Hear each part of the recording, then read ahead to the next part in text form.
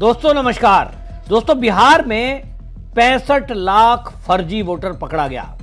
चुनाव आयोग के विशेष गहन पुनरीक्षण में ये चीजें सामने आई कि जो लोग घर छोड़कर चले गए, जो लोग दुनिया छोड़कर चले गए, उनके भी नाम वोटर लिस्ट में शामिल हैं। और अब तो राहुल गांधी खुद प्रेस कॉन्फ्रेंस करके चुनाव आयोग पर यह आरोप लगा रहा है कि चुनाव आयोग ने वोटर लिस्ट को अपडेट नहीं किया है, बहुत सारे लोग इसमें फर्जी शामिल हैं। अब ऐसे में चुनाव आयोग ने पूरे देश में विशेष गहन पुनरीक्षण कराने का फैसला किया है। अगला नंबर पश्चिम बंगाल का है।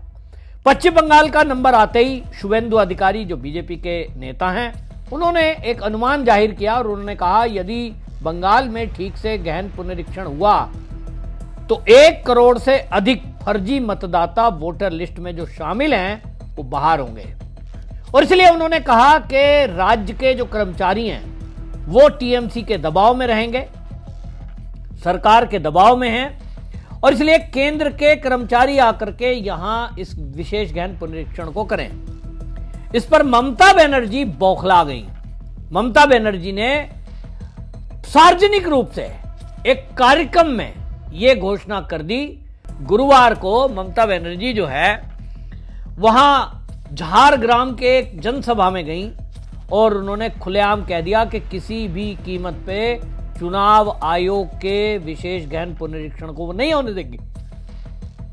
आप सोचिए, एक तरफ विपक्षी पार्टी जिसमें टीएमसी ममता बनर्जी भी शामिल है, वो कह रही हैं, अब राहुल गांधी प्रेजेंटेशन दे रहा है कि जो चुनाव आयोग है उसकी वोटर लिस्ट में गड़बड़ी है, बहुत सारे फर्जी वोट इसमें ऐड है, और ममता बनर्जी कह रही हैं मैं इसे होने नहीं दूंगी।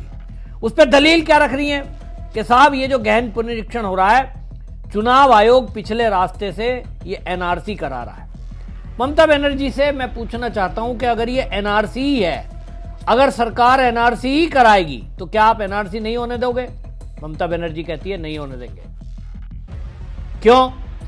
क्योंकि जो घुसपैठिए हैं बांग्लादेश के, रोहिंग्या हैं, बड़ी संख्या में वेस्ट बंगाल के अंदर वोटर हैं। ममता बनर्जी को लगता है कि अगर चुनाव आयोग की लिस्ट से ये उसका वोट बैंक डिलीट हो गया, जिनकी संख्या अनुमान में 1 करोड़ बताई जा रही है, तो उनका तो सत्ता में आना मुमकिन ही नहीं है। शुभेंदु अधिकारी पिछले 4 चुनाव से यही बोल रहे हैं कि ममता बनर्जी को सत्ता से हटाने के लिए लिस्ट का अपडेट होना, वोटर लिस्ट को अपडेट करके जो वोटर है उसको बूथ तक ले जाना, केंद्रीय फोर्स की नियुक्ति करना, और पश्चिम बंगाल में पहले राष्ट्रपति शासन लगाना।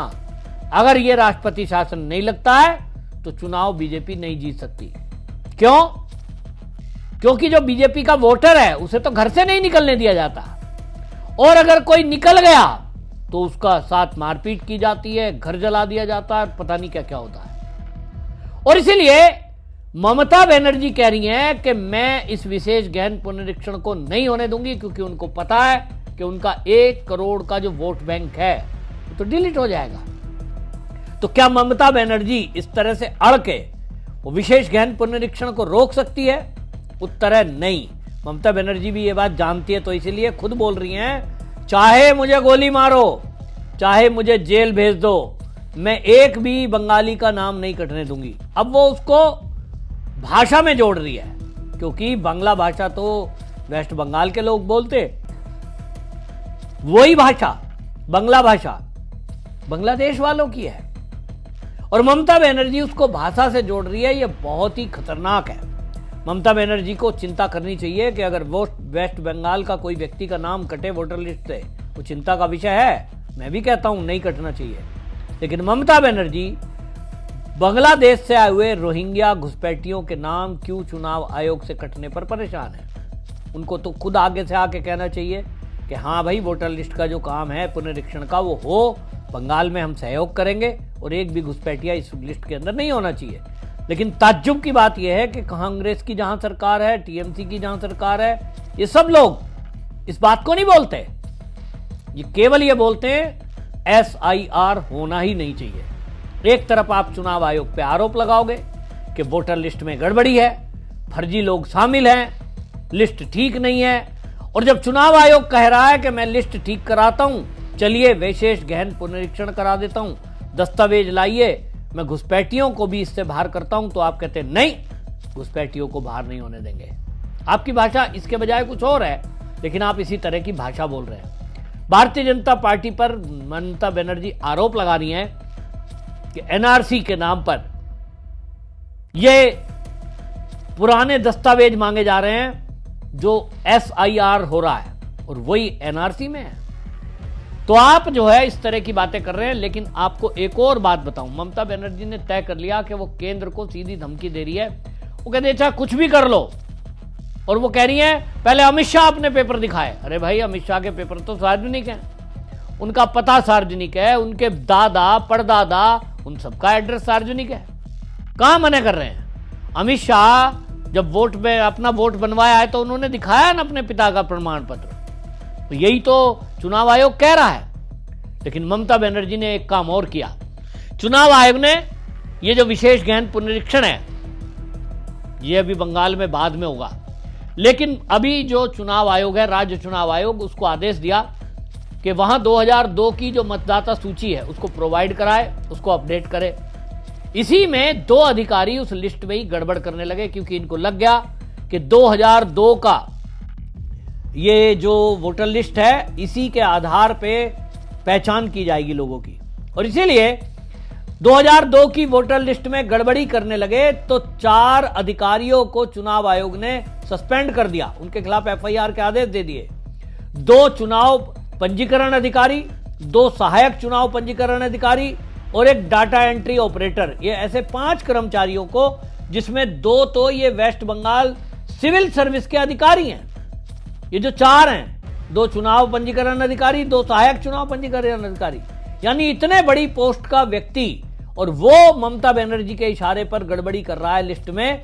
लेकिन चुनाव आयोग की नजर थी और इसलिए इनको तत्काल प्रभाव से सस्पेंड कर दिया, इनके खिलाफ FIR के आदेश दे दिए। चुनाव आयोग ने सस्पेंड के आदेश दिए, मुख्य सचिव को उसके लिए लिखा गया है कि आप इनके खिलाफ FIR कराइए, इन्होंने गड़बड़ी की है, इनको तत्काल सस्पेंड करिए। लेकिन ममता बनर्जी कह रही है मैं इन अधिकारियों को सस्पेंड नहीं करूंगी। अब आप सोचिए, केंद्र से सीधा टकराव है, चुनाव आयोग से टकराव है। चुनाव आयोग एक इंडिपेंडेंट संस्था है, ना वो मोदी के दबाव में है, ना वो अमित शाह के दबाव में है। और अगर आप चुनाव आयोग को ये चुनौती दे रहे हो, एक तरफ उसके लिस्ट पे सवाल उठाते हो, एक तरफ उसके गहन पुनरीक्षण को रोक लगाते हो, एक तरफ आप चुनाव आयोग को धमकी देते हो, दूसरी तरफ अगर वो कोई आदेश दे रहे हैं मुख्य सचिव को, आप कहते हो मैं सस्पेंड नहीं होने दूंगी। क्यों भाई?